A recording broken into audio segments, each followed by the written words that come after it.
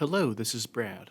I am with Mid-Continent Public Library, and welcome to Exploring AP Images. Today, we are going to look at the EBSCO host library resource, AP Images. We will see the vast collection of Associated Press photos that are available there, as well as audio and videos. These could come in handy when writing a paper or doing a project for school. These are not photos that are public domain, so you could not use these for any kind of commercial purpose, but they are great for any kind of school paper. This is a resource that is free to anyone with a Mid-Continent Public Library card, and it is accessible from our website. Let's go ahead and get started. The first thing I will need to do is navigate to a web browser. Today, I will be using Google Chrome, but you could use any web browser that you are comfortable using.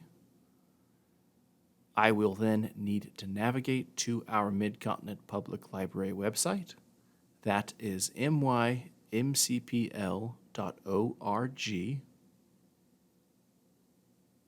And once I have arrived on the website, I will click the Research and Learning tab near the top.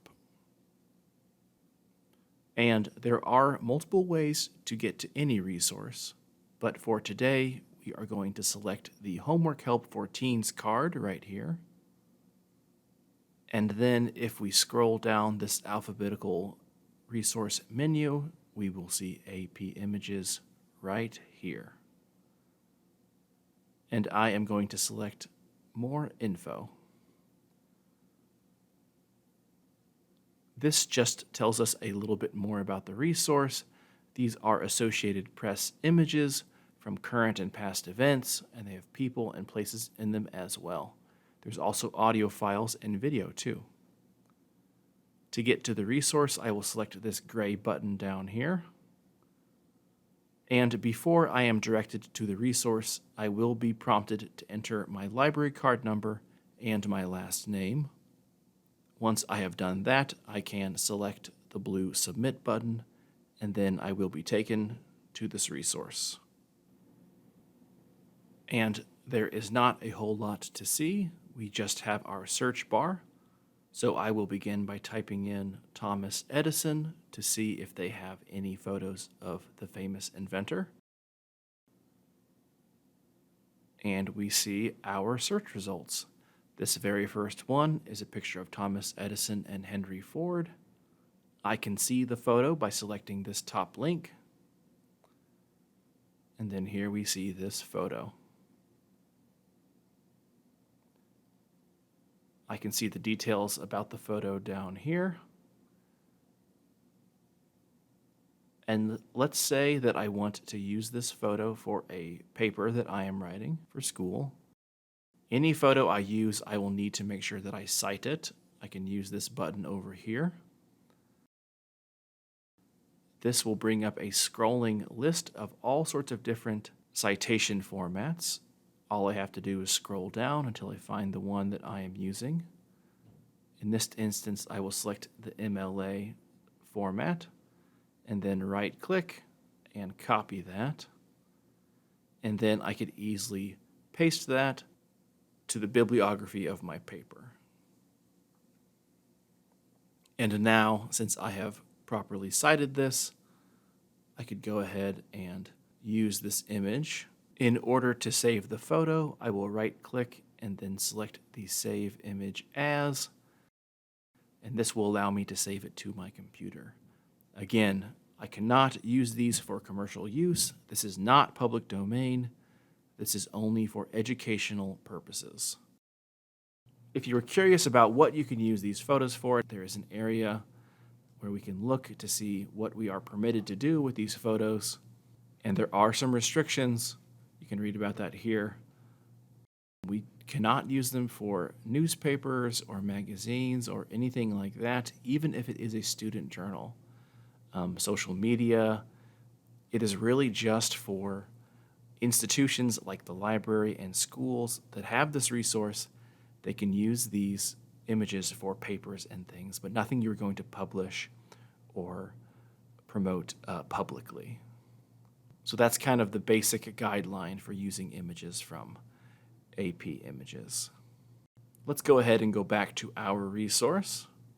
And so that's how I could use one of the photos from this resource. Let's go ahead and look through and see some of the other results we got by searching for Thomas Edison. Here's another picture of Thomas Edison. Again, we see some information. And so if I was going to use any image from here, I would want to keep those guidelines in mind. And we can see we've got all kinds of results for our search, 5 full pages of photos of Thomas Edison. And then over here on the left-hand side, I can sort and filter my search results. Here is the source type. So if I click this Show More button down here, I can filter my results by a couple different criteria. Right now, I am seeing everything, but if I wanted just to see images, I can select that and then update my search results. And now I will only see images. I won't see any other kind of resource here. Also available in that same area, I could filter just by audio if I wanted to, and hear only the audio results for my search. To hear one of these audio clips, I select the audio summary button right here.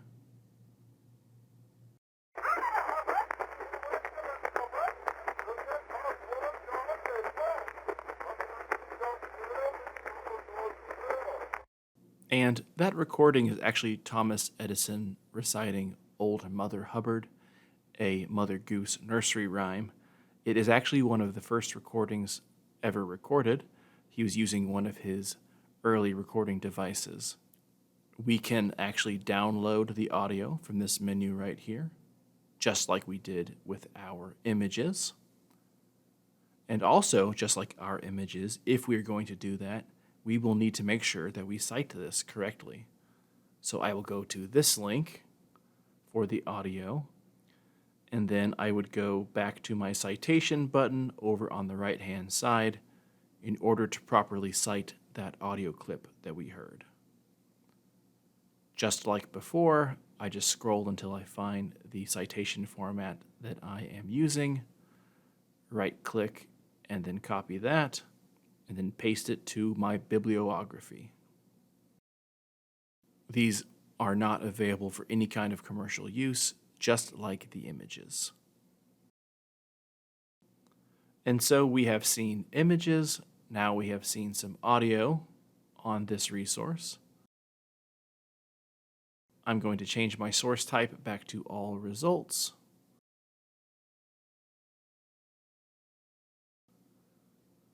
And besides filtering the source type, there are some other ways I can filter my searches.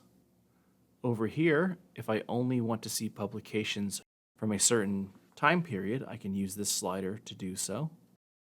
Let's say I only want more recent results. I can use this slider to modify that.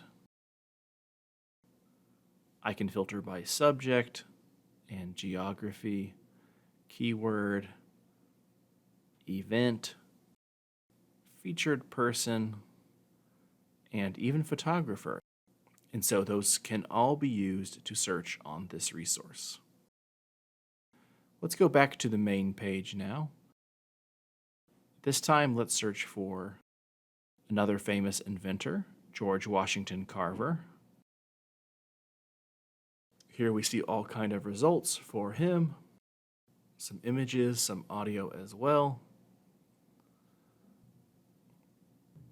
And let's say that I think I want to use this photo for my project, but I'm not quite ready to save it and cite it. I can actually save it into my folder over here by clicking this Add to Folder button. But in order to utilize that, I need to be signed in to an EBSCO account. To do that, I go up here, and I can either sign into an account, or if I have never signed up for an account, I can do so at the very top by clicking the Sign Up link. And then I would enter my first name, last name, email address, and create a password, agree to their terms of use. After I had done so, I would be logged in, and I can now save images to a folder so I could access them later on.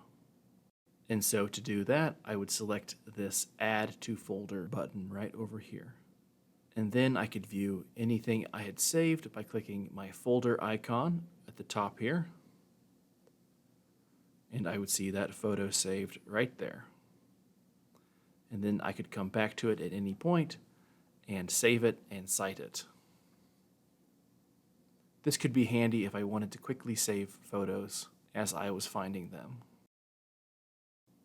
We can tell that I am logged in because there's a little My above the EBSCOhost logo. Let's go ahead and do another search now. And there's more than just people on here. Let's do a search for elephants. And here we see our results for elephants. And I wanted to show you what a video looks like on this resource, so let me go ahead and click on this video of an elephant playing drums.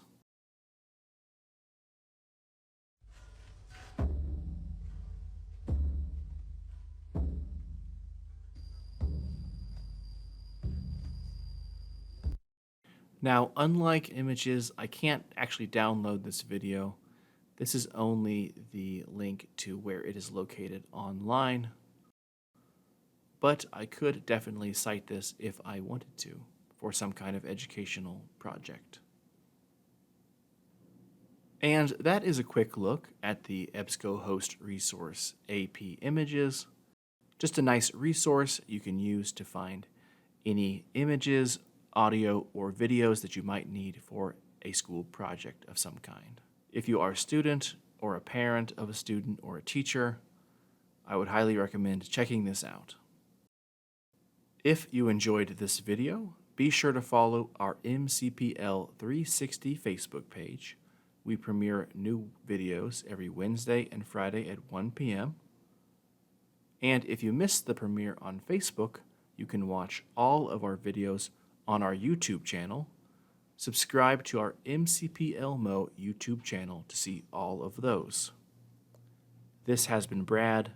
Thank you so much for joining me. Have a great day.